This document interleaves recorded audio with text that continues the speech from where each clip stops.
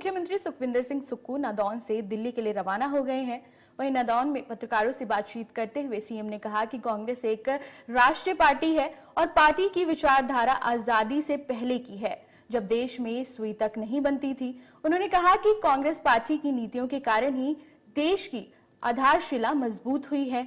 वहीं नेता प्रतिपक्ष जयराम ठाकुर पर हमला बोलते हुए उन्होंने कहा कि जयराम ठाकुर को सत्ता की भूख है और लगता है कि नोट के दम पर जैसे दूसरे प्रदेशों में कुर्सी हथियाई जा रही है, इसलिए जयराम ठाकुर हिमाचल में भी इसी कोशिश में लगे हुए हैं।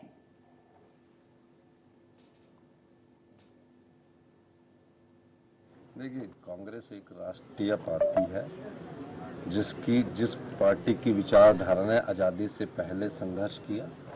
आज़ादी के बाद इस देश में सुई तक नहीं बनती थी। जब देश 1947 में आज़ाद हुआ, सुई तक नहीं बनती थी। खाने के लिए अनाज नहीं होता था, पहनने के लिए कपड़े नहीं होते थे।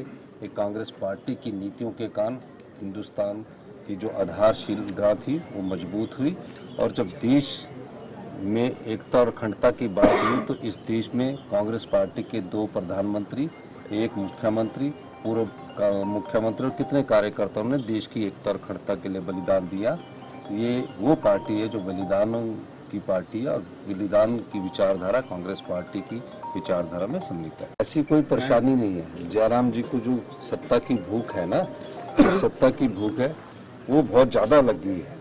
इसलिए जयराम ठाकुर जी को लगता कि किसी न किसी तरह से जनता ने तो नकार दिया, नोट के दम से जैसे और प्रदेशों में कुर्सी हथियाने की कोशिश हो रही है, उस ढंग से वो भी कोशिश कर रहे हैं।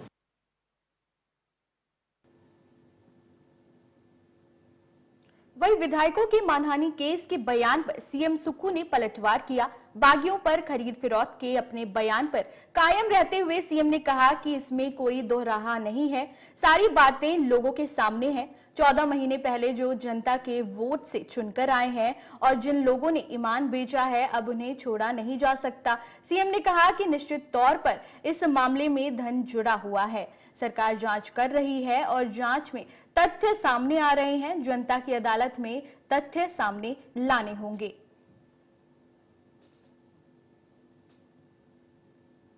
भारतीय के मैं ये जानता हूँ कि ये लोकतंत्र को कमजोर करने की कोशिश है। जो लोग जनता के वोट पर चुनकर आते हैं और जनता के वोट के चुनने के बाद नोट के दम पर विधायकी से इस्तीफा देते हैं, वो क्यों देते हैं? इसके पीछे के राज को जनता के पास हमको लाना ही पड़ेगा। ये हमें जनता की अदालत में बताना ही पड़ेगा कि ऐसी क्या हुआ कि 14 महीने में सब उनके एक्शन, सब एसडीएम, सब प्रकार का स्टाफ उनका लगा, लाखों करोड़ों रुपए के उनके काम हुए, 300, 400 करोड़ के एक विधानसभा क्षेत्र में काम हुए। फिर ऐसा क्या कारण हुआ कि एक शाम आप हमारे साथ डिनर करते हैं और अगली सुबह जाकर आपकी जिस धनात्मा को बदल देते हैं, अंतरात्मा नहीं कहूँगा मैं, वो इसको धनात्मा कहूँगा, धनात्मा को बदल देते हैं, तो कोई ना कोई कारण होगा। चलो राज्यसभा की वोट में आपने बीजेपी के प्रत्याशी को वोट डाला, बजट में क्यों नहीं आया? आपको बजट में आना चाहिए था।